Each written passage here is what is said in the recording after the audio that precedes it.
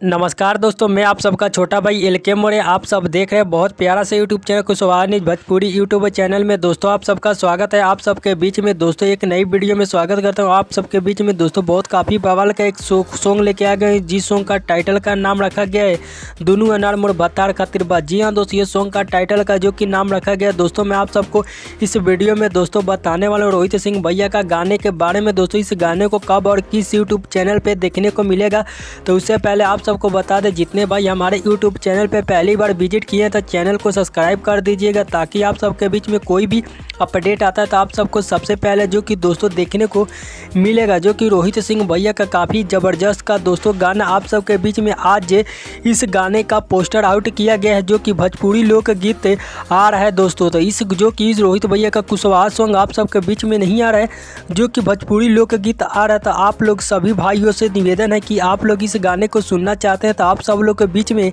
इस गाने को ऑडियो रिलीज किया जाएगा। जी हाँ दोस्तों, इस गाने को बहुत काफ़ी प्यारा दोस्तों गाना आप सबके बीच में रोहित भैया के आवाज़ में दोस्तों रिलीज होने जा रहा था। जितने भाई लोग इस गाने को सुनना चाहते तो आप सभी लोग इस गाने को जरूर कल आप सबके बीच में दोस्तों रिलीज कर दिया जाएगा इस गाने को। तो जितने भाई लोग इस गाने को सुनना चाहते हैं तो कल इस गाने को रिलीज किया जाएगा सुबह 9-10 बजे।